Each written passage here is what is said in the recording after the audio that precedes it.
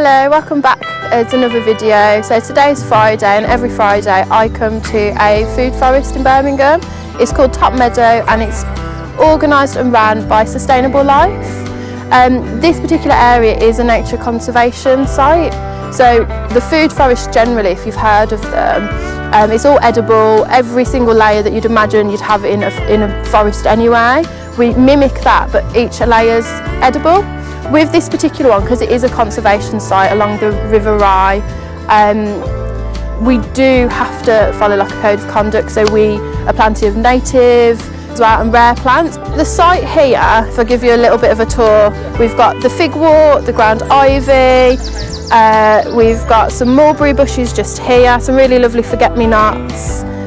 And we also planted like heirloom and heritage stuff here. So everything's edible, but we are considering the local native environment as well, because it is a really lovely small park called 10 acres. So yeah, today what we're doing is just clearing some space and moving some plants that nature has planted here herself. You can see a few of the volunteers. We've moved a really nice native plant called figwort just here, and we've moved it from another bed. And we've also, this is the figwort here.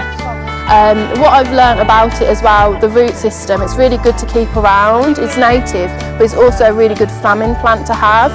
So for any food issues, there's that you can depend on. And we've also moved some ground ivy just here. So to clear this bed, what we're currently doing is we're pulling out thistles. So they're the really sharp, pointed ones. So they're just here. We're going to be pulling these out. They don't really contribute to much and they're very spiky, so we're just clearing space for other stuff to be planted. It's that Himalayan balsam that I recently learned I didn't think it was the worst thing in the world that they were growing, but I've recently learned because they're so invasive, you do actually have to report them to like the local authorities, like the local council, to make them aware that they are growing in, you know, a conservation area. We're going to be getting up the nettle as well. There's an abundance of nettle growing here, so we don't necessarily need them in our beds.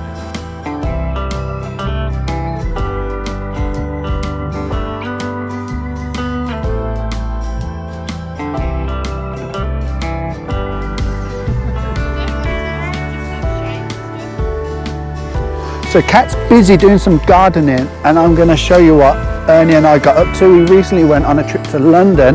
We went there on the National Express, got up early, and then we stayed there all day. We went to the National History Museum and not National History Museum, the Natural History Museum, and Ernie loved it. He went there with his sketch pad and he was just drawing loads of cool little pictures while he was there. He loves drawing and he loves nature, he loves animals, so he had a great time.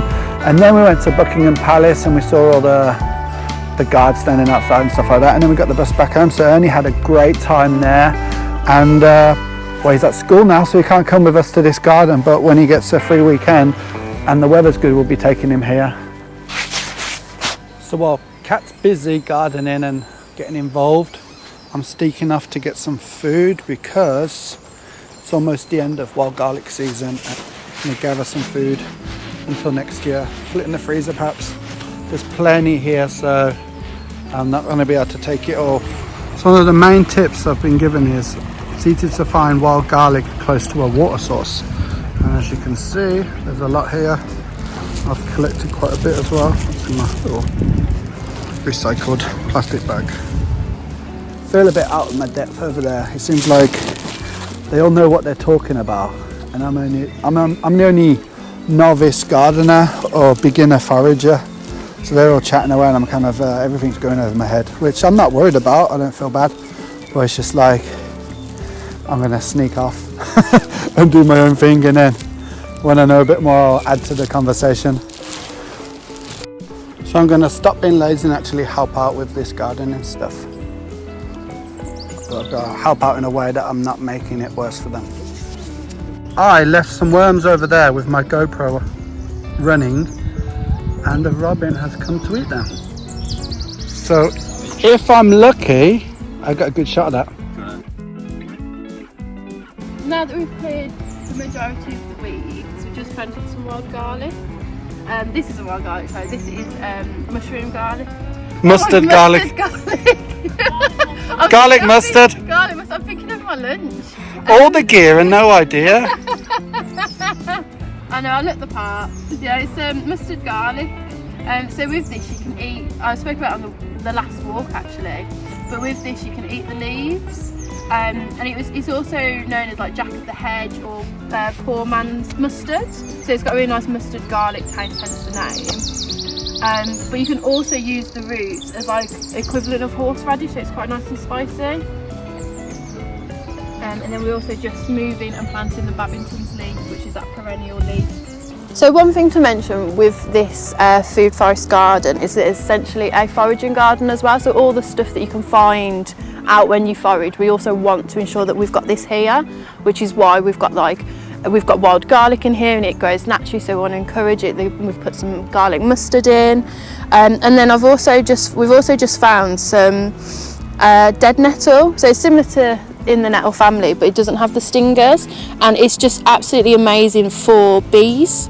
So it flowers from May to December, so it's a really long flowering life, so it provides support for the bees throughout the year. It's also a really beautiful medicinal plant as well, so great to forage, really good to help with heavy bleeds, for example, you know, during a person's time of the month. Got loads of protein, and it's really good as well. You can literally eat the flowers, the leaves and the stems are really nice as a garnish. The flowers as well, good to be candied. So a nice sweet treat as well as being medicinal. And what we're going to do is we're going to pull it up and put it into another bed and encourage it to grow. So we've got a really nice surplus of it, so it can be easily foraged. So it's great in a wildlife garden if you're creating one, and a foraging garden as well. So going to get a big fork and start digging it up to move it.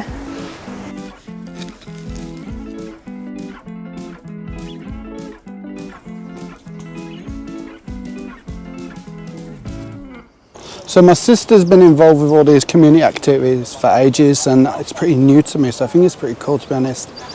They're pretty much just creating a garden for everyone, full of edible plants, and they're all local plants that they're trying to encourage. So it's not like they're planting potatoes for everyone to harvest.